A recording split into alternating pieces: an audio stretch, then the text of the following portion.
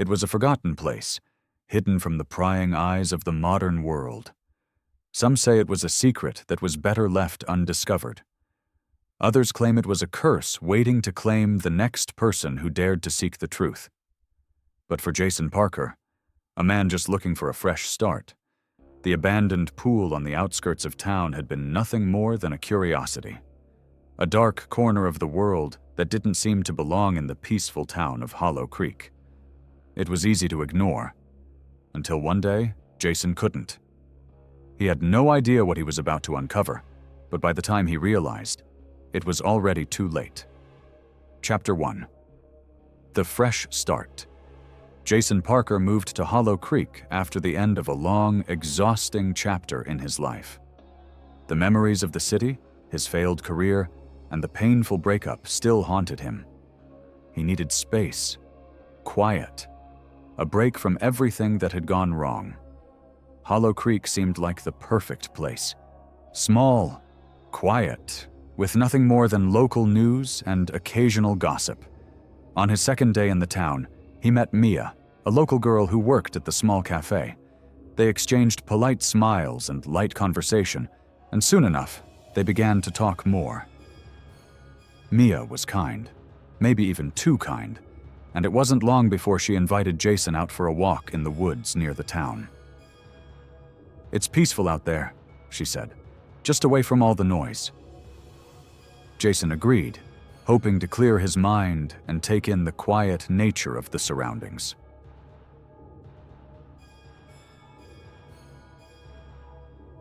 Chapter 2. The Walk That Changed Everything. The two walked through the woods, the silence broken only by the crunch of leaves underfoot and the occasional chirping of birds. Mia, though friendly, seemed to avoid certain topics. When Jason asked about the town, she would give vague answers, always changing the subject back to more neutral topics.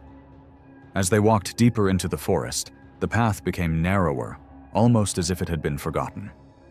Mia's expression grew slightly tense, and Jason could feel something unusual in the air. It wasn't until they reached a clearing that he saw it. The pool. It was nothing more than a large, empty concrete structure covered in dirt, with a thick layer of moss and vines creeping up its sides. The water, when Jason peered into it, was black and still, as if time itself had forgotten this place.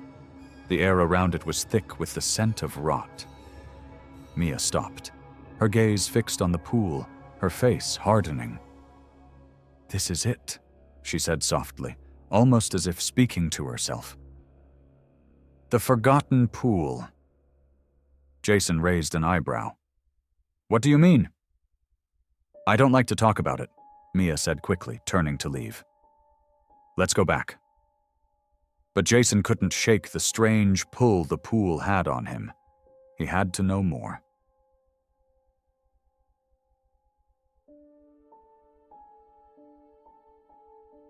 Chapter 3. The Mystery of the Pool. That night, Jason couldn't stop thinking about the pool. It was just a dilapidated structure, abandoned by the town years ago. But there was something unsettling about it. The way Mia reacted, her fear, her unwillingness to discuss it, made him even more curious. The next day, he went to the library in town, hoping to dig up more information about the pool.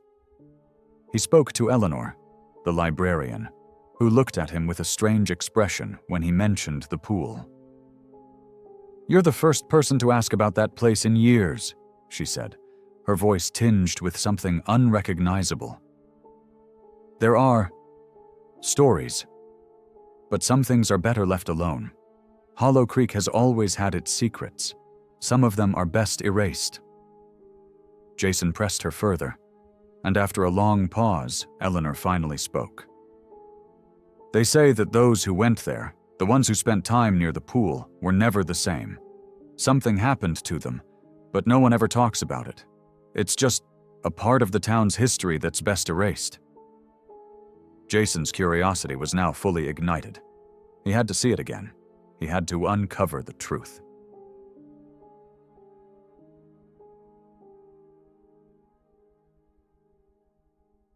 Chapter 4. What lies beneath. Jason returned to the pool that afternoon, alone. He stood at its edge, staring into the blackness. The air around it seemed different this time, heavier, more oppressive. A slight chill settled over him as he stepped closer, feeling an almost magnetic force pulling him toward the water. He knelt down, staring into the depths. For a moment he swore he saw something move beneath the surface, a dark shape. His heart raced. Before he could react, a rustling noise behind him startled him. He spun around to see Mia standing there, her face pale. "I told you to stay away," she whispered urgently. "You don't understand. It's not just an abandoned pool. It's a place where things happen. Bad things." Jason tried to speak, but Mia grabbed his arm, her grip tight. "Leave now," she pleaded. "Please, you don't know what you're getting into." But it was too late. Jason didn't listen. He wanted to know the truth, and nothing could stop him. Chapter 5. The First Disappearance. That night, Jason couldn't sleep. He tossed and turned, feeling an overwhelming sense of dread that he couldn't shake. He had to go back to the pool. He couldn't leave it alone. He woke up at dawn, his mind made up. He would investigate further. When he arrived, the pool seemed different. Emptier, colder. The air felt even thicker, as though the earth itself was holding its breath. He stepped closer to the edge, peering into the black water. Then, a voice, barely audible, whispered from the depths, "Help me." Jason froze. His heart pounded in his chest. He leaned in closer to the water, trying to make out what he had heard. Suddenly, something surged from beneath the water. A hand, pale and skeletal, grabbing onto the edge of the pool. Jason recoiled in horror, but before he could react, the water surged forward and the hand pulled him in. He fought against the pull, but the force was too strong. The last thing he saw before he blacked out was the glint of something monstrous beneath the surface. A shape, something moving fast, something that wasn't human.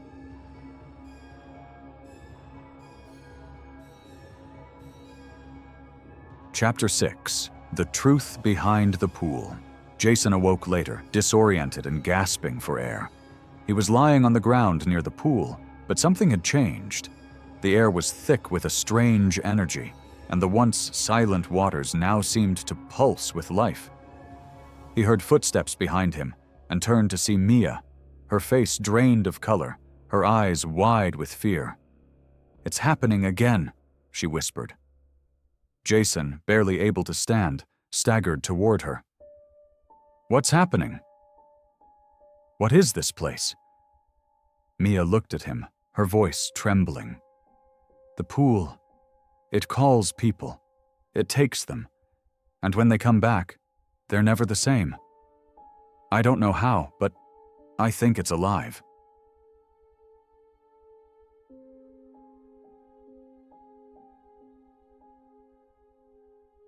Chapter 7.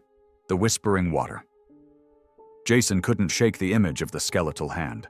It haunted him, creeping into his thoughts, even in his waking hours. He couldn't understand what he had experienced by the pool. The pull of the water, the disembodied hand. It was all too surreal. His mind raced with questions, but the answers seemed to elude him, like the murky depths of the pool itself. Mia wouldn't speak to him after that day. Every time he tried to ask her about the pool, she would shut down, her face hardening into a mask of fear. The more Jason pressed her, the more distant she became. Her avoidance made him feel like he was on the verge of discovering something truly horrible, something that she was terrified to acknowledge. One evening, after another failed attempt to confront Mia, Jason decided to go back to the pool. This time he wasn't just curious, he was desperate for answers. As he stood at the edge of the pool, the still water reflecting the dim light of the setting sun, he heard something. It was faint at first, barely audible, but then it grew louder. A whisper. "Come closer."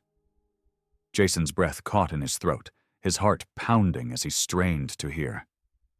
The whispering continued, a soft, seductive murmur that seemed to come from the very depths of the pool.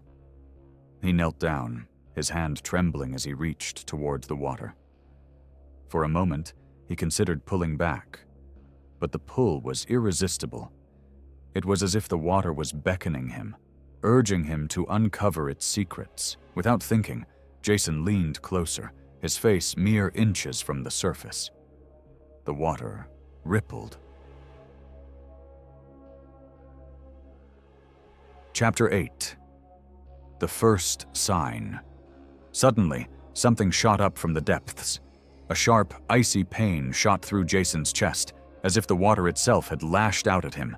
He stumbled backward, gasping for air, his pulse racing.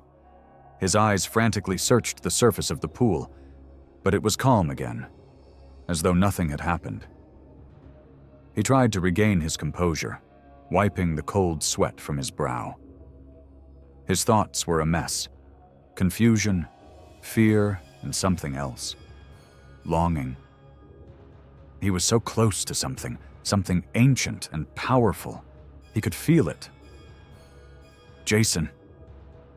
The voice was faint, but it sent a cold shiver down his spine. He turned around to find Mia standing behind him, her face pale and full of terror. "You don't understand," she whispered, shaking her head as if to ward off the very thought. "You shouldn't have come back. You don't know what you're dealing with." Jason was on edge. His body was tense, his mind racing. "Mia, I need you to tell me. What is this place? Why do you keep running from the truth?" Mia's eyes filled with a mix of dread and sorrow. She stepped closer to him, her voice barely a whisper. "I tried to warn you, but you need to understand. The pool, it chooses. People are drawn to it, and once you're drawn in, there's no going back." Jason stared at her, trying to process the words. "What happens to people who go in the water?" Her face twisted in fear. "They disappear. Not physically. They're still here, but they're changed. Something happens to them, and then they return. But they're never the same." Jason's heart pounded in his chest. "What happens then?" Mia's gaze hardened, her voice almost a whisper. "You become part of it. Forever." Before Jason could ask anything more, she turned and walked away. Her words echoed in his mind, a constant reminder that the pool was never just a pool. It was something far darker, far more sinister, and he had already crossed the line. There was no turning back.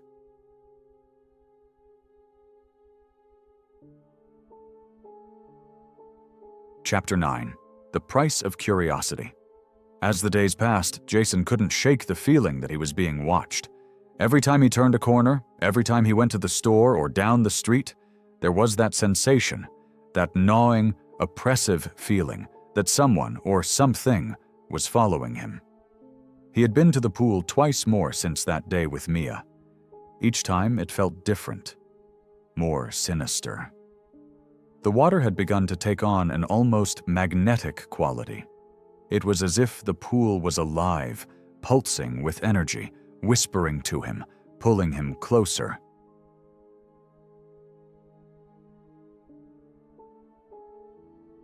Conclusion. Jason's descent into madness was just beginning. The pool calls to him, whispers in the dark, pulling him closer to something terrible. But the question remains. If you were in his shoes, would you still seek the truth? Would you dare to uncover the dark secrets buried beneath the water's surface? What would you do if you found yourself on the edge of the pool, feeling the pull of something you can't explain? Could you resist its call, or would you too be pulled under? Tell us in the comments below. Have you ever been drawn to something dangerous, something you couldn't resist? Share your thoughts, your stories, and don't forget to share this story with someone you trust. Because next time, the pool might call for them.